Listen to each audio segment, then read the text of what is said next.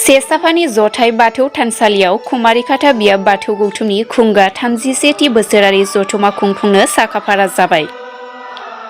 तामुलपुरनि बर' बाजार सेसाफानि जथाइ बाथौ थानसालियाव कुमारिकाटा बियाब बाथौ गौथुमनि खुंगा 31थि बोसोरारि जथुमा खुंफुंनो साखाफारा जाबाय। बोहैथि दिसेम्बर दाननि 20-21 आरो 22 खालारखालि सानथामनि मेहेरगोनां हाबाफारिजों गाजा गोमजायै खुंफुंना हरनो जानजि खाफ्रादों सेसाफानि ओनसोलनि रायजोफोरा। 22 दिसेम्बर खालारखालि गेवलां मेलाव गाहाय आलासि महरै बाहागो लाफैगोन मिरु दुलाराय बाथौ गौथुमनि आफादगिरि परमेश्वर ब्रह्म, आसाम आयेन आफादनि बुंथिगिरि बिस्वजित दैमारी, दुलाराय बाथौ गौथुमनि फोसावदिं आफादगिरि कान्तेश्वर बरगयारी लोगोसे गुबुन गुबुन गौथुमारि आफादनि दैदेनगिरि बिथांमोना बाहागो लाफैगोन।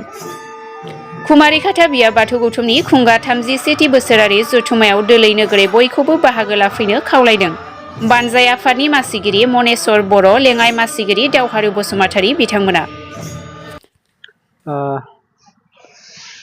जोङो बे सानथामनि हाबाफारिखौ ओरैबायदिहाय लादों। जोंनि कुमारिकाटा आनसलिकनि बिबानगिरिफोर लोगोसे बिसोरखौ लानानै जों आरसिखौ दानाय जादों आरो बे आरसियाव बे जोंनि सेसा प्राइमारिनि आन्दाराव जिथा गामि दङ, बे 10टा गामिनि गासैबो आफादगिरि आरो नेहाथारिखौ लानानै जों आरसिखौ दानाय जादों।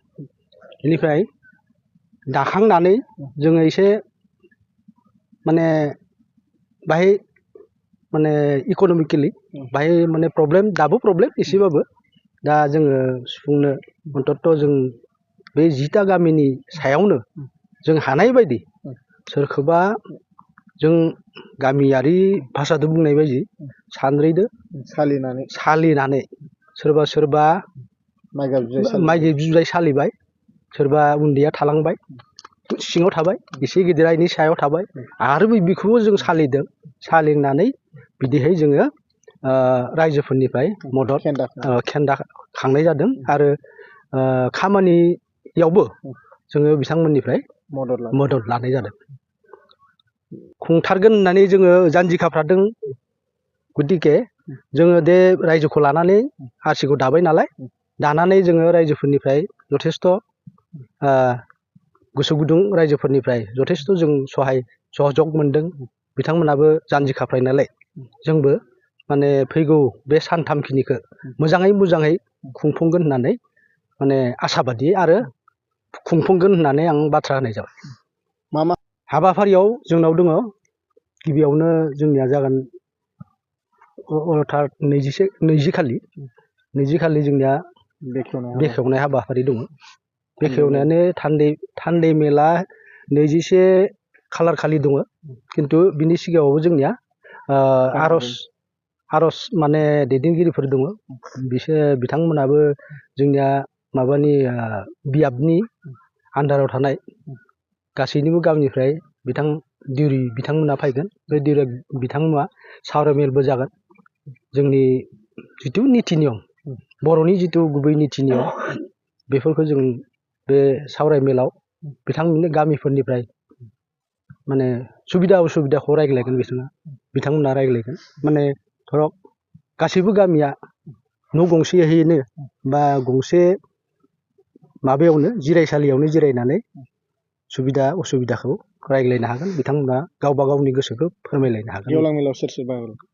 गेवलां मेलाव जोङो जोंनि आसामनिनो रायजो सभानि बुंथिगिरि बिथां बिस्वजित दैमारी, गिबियावनो जोङो बिथां आयेन आफादनि बुंथिगिरि बिथां बिस्वजित दैमारीखौ जों लोगो हमनानै फिक्स खालामनाय जादों आरो लोगोसे थागोन दुलाराय बाथौ गौथुमनि आफादगिरि परमेश्वर ब्रह्म बिथाङा, आरो लोगोसे दङ कान्तेश्वर बरगयारी बिथां, आरो लोगोसे जोंनियाव बेयावबो समाज सिबियारि दङ आरो समाज सिबि बिथांमोन दङ, आरो लोगोसे जोंनि तामुलपुर समस्तिनि MLA बिथाङा दङ, आरो लोगोसे जोंनि दारांगाजुलि बियाबनिबो दङ MCLA बो दङ बिथाङाथ' एसे जोंनि लकेलानो बिथाङाबो थागोन ओरैहाय जों खुंफुंनो हाबाफारि लानाय जादों। हारिमु बे बेलायाव जों जेबो भाबिनाय जायाखै आरो लानाय जानाय नङा मानो होनबा दा बियो एसे धोरोमारि कनभेनसन नालाय बिनिखाय जोङो हारिमु आयदाखौ लायाखै आरो धोरोमनि सायावल' सावरायगोन आरो जुदि गोसो गुदुं रायजोफोरा जोंनि बे 10टा गामिनि सोरबा जुदि दा गोदानै किसुमाना बिहामजो ग्रुप दादों माइबा दादों बिदि जुदि रंजानो बाजानो लुगैयोबा जोबथारनायाव एसे हागोन किन्तु हारिमु आयदा हिसाबै जोंनियाव गैया। सेसाफानि जथाय बाथौ गौथुमनि आरसिनि जानानै आरो नोंथांमोननि चेनेलखौबो आं साबायखर थाबाय। जोंहा 36थि कुमारिघाटा बाथौ बियाब गौथुमखौ खुंफुंनो थाखाय जों गासै सेसाफानि ओनसोलाव थानाय 10टा गामिया गाजा गोमजायै साखाफारा खादों।